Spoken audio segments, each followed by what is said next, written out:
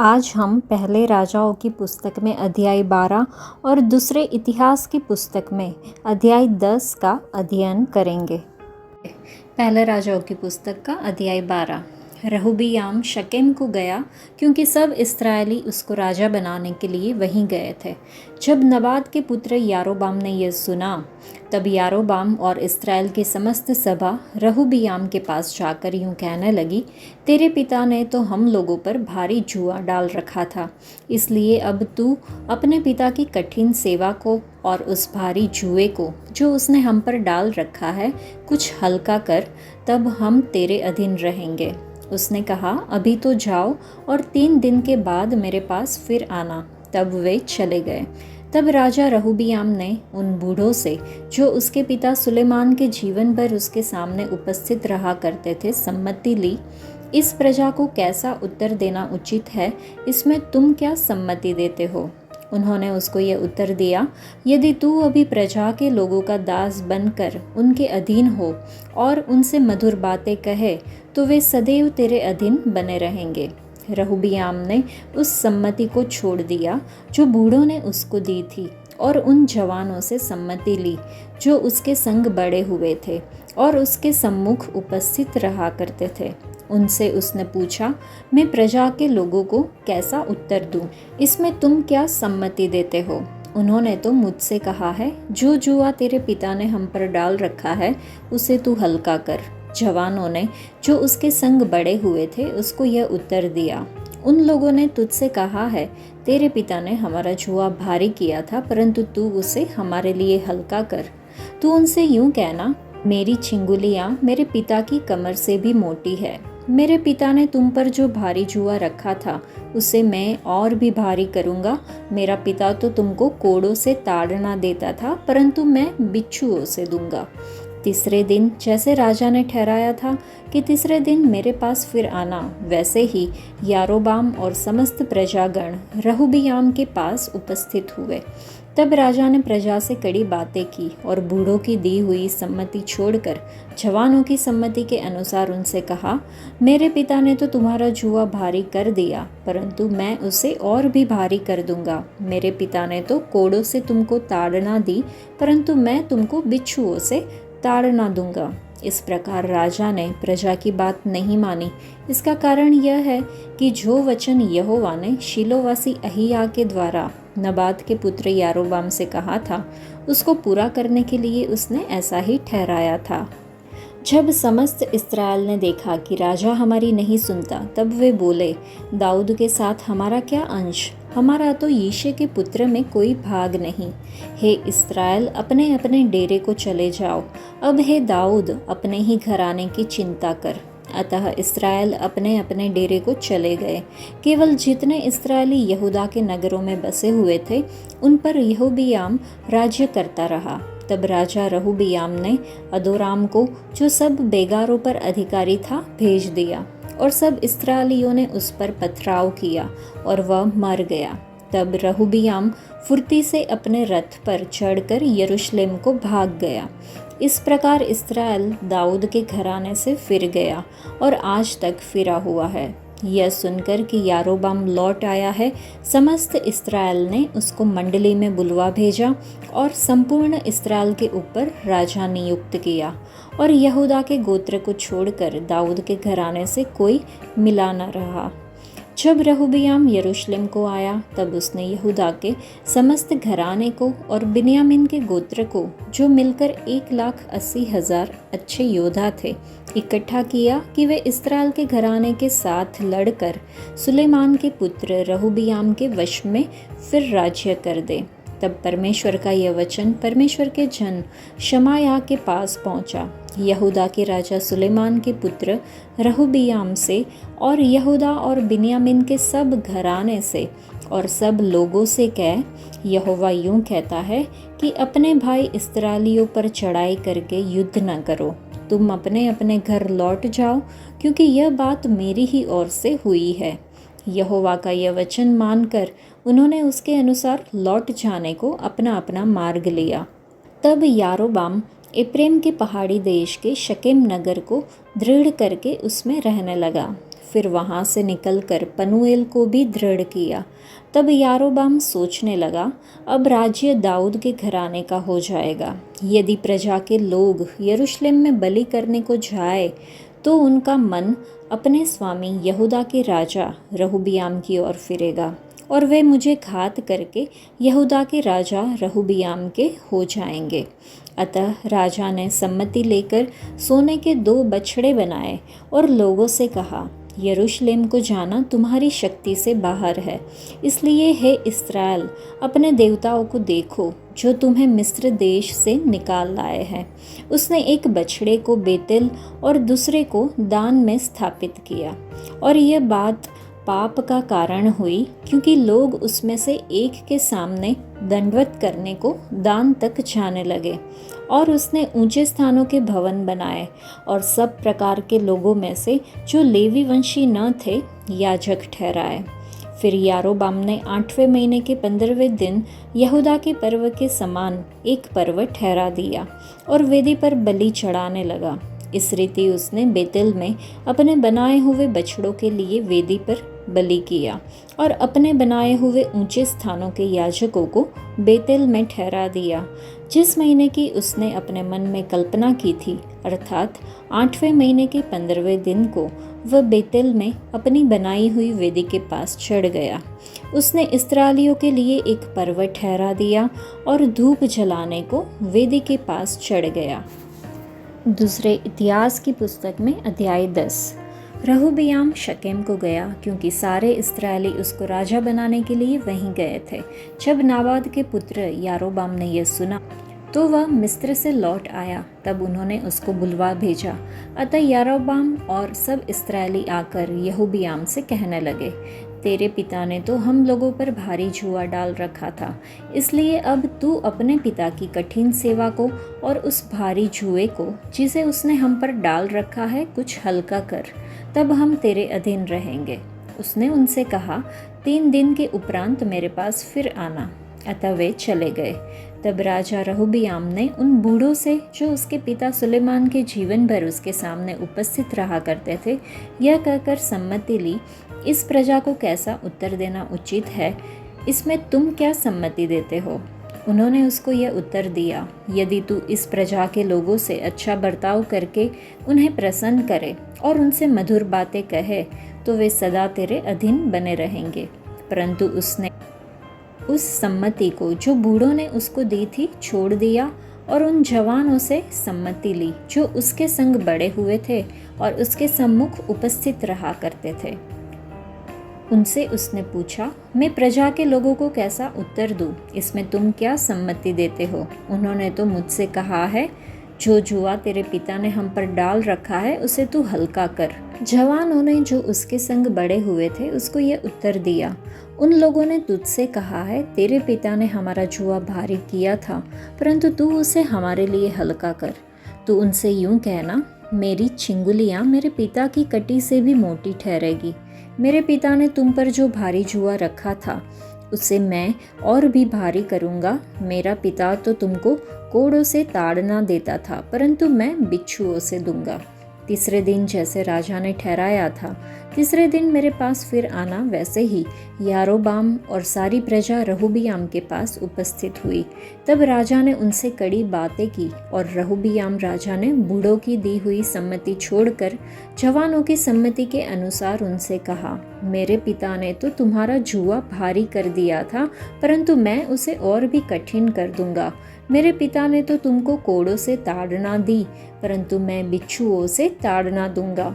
इस प्रकार राजा ने प्रजा की विनती न मानी।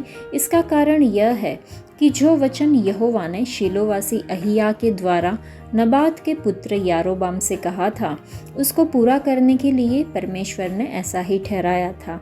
जब समस्त इस्राएलियों ने देखा कि राजा हमारी नहीं सुनता, तब वे बोले, दाऊद के साथ हमारा क्या अंश? हमारा यिशै के पुत्र में कोई भाग नहीं है। हे इस्राएलियों, अपने अपने डेरे को चले जाओ। अब हे दाऊद, अपने ही घराने की चिंता कर। तब सब इस्राएली अपने डेरे को चले गए। केवल जितने इस्राएली यहूदा के नगरों में बसे हुए थे, उन्हीं पर रहूबियाम राज्य करता रहा। तब राजा रहूबियाम ने हदोराम को, जो सब बेगारों पर अधिकारी था, भेज दिया और इस्राएलियों ने उस पर पथराव किया और वह मर गया। तब रहूबियाम फुर्ती से अपने रथ पर चढ़कर यरूशलेम को भाग गया। यूँ इस्राएल दाऊद के घराने से फिर गया और आज तक फिरा हुआ है। इन अध्याय को पढ़ने के बाद हम समझ सकते हैं कि रहूबियाम जो करता है, दुर्भाग्य से वह एक ऐसी चीज़ है, ऐसी प्रथा है जो हम में से कई लोगों के बीच अभी भी बहुत ही लोकप्रिय है। इसे सलाह की खरीदारी कहा जाता है। यानी आप सलाह के लिए इधर उधर खरीदारी करते हैं। आप लोगों की सलाह सुनते हैं और आप सलाह के लिए दूसरे लोगों के पास जाते हैं, जब तक कि आप वह नहीं सुनते जो आप सुनना चाहते हैं, न कि वह कि जो आपको सुनने की ज़रूरत हो।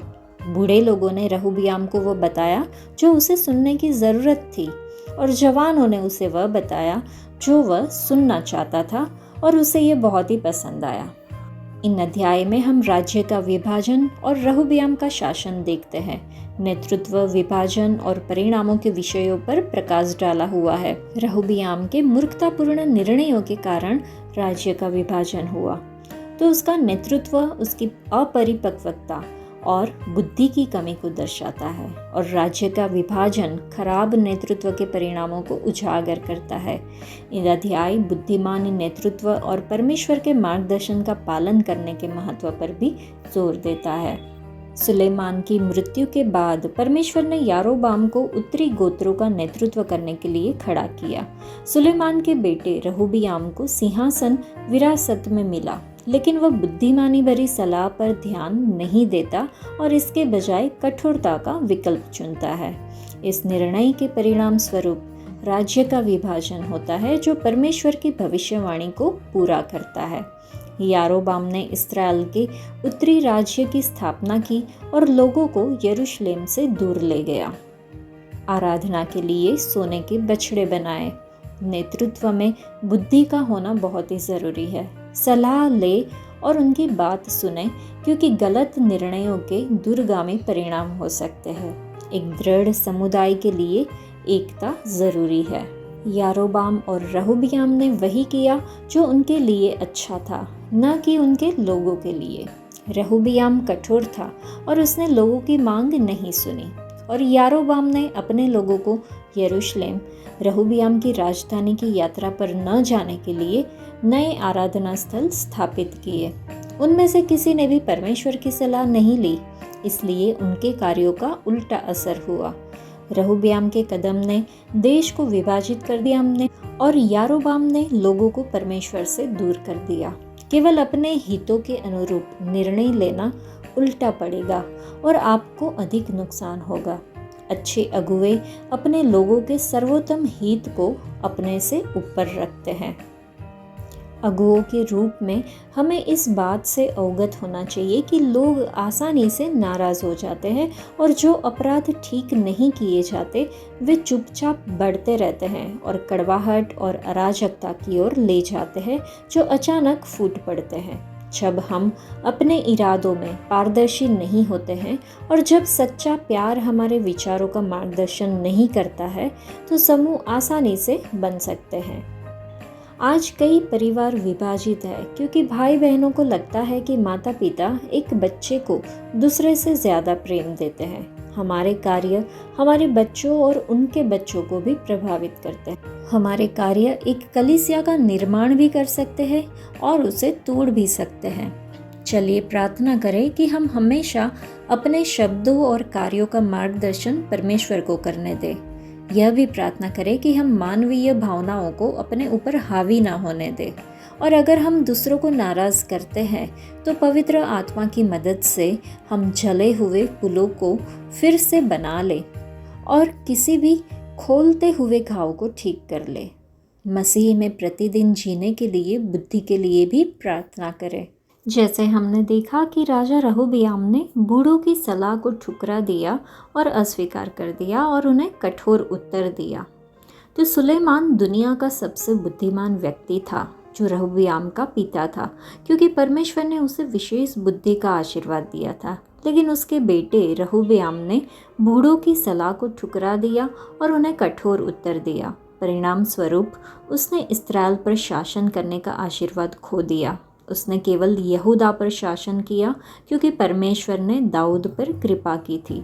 हालांकि हम देखते हैं कि यह परमेश्वर द्वारा लाया गया था। तो इसका कारण क्या था? यहोवा ने सुलेमान को दुनिया के सब किसी से ज़्यादा विशेष बुद्धि दी।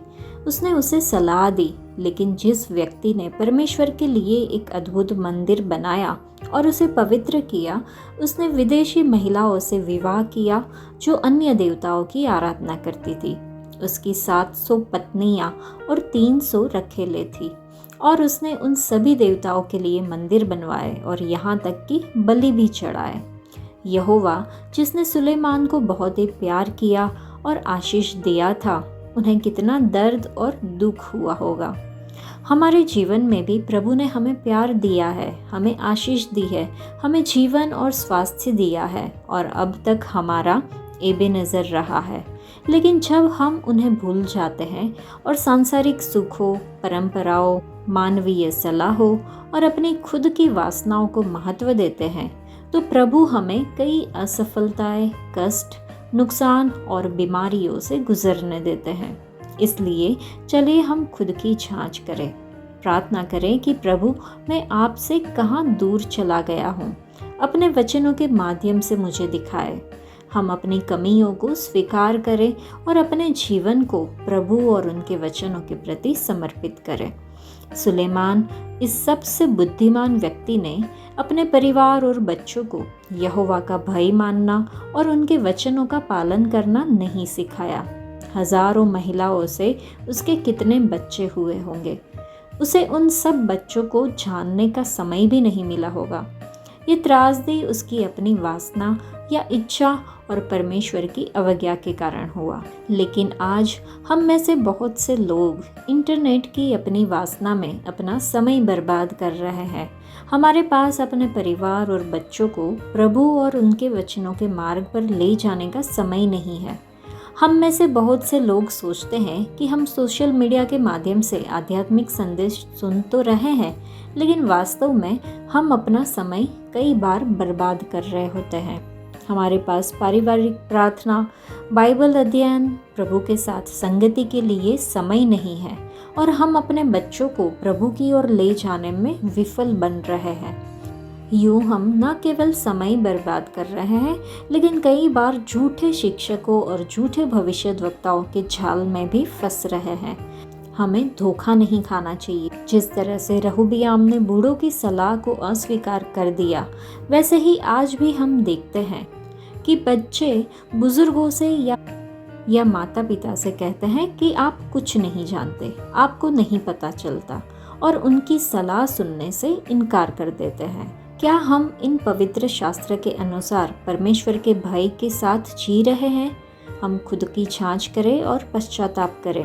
हमें सावधान रहना चाहिए कि प्रभु का अनुसरण करने के बजाय सुलेमान की तरह वासनाओं या अपनी इच्छाओं को जगह न दें। हम अपनी पीढ़ियों को परमेश्वर का वचन सिखाएं। हम बुजुर्गों का सम्मान करें और उनकी सलाह को स्वीकार करें यदि वह प्रभु के वचन के अनुरूप है, और अगर नहीं तो फिर प्रभु के वचन के अनुसार चलने की कोशिश करें।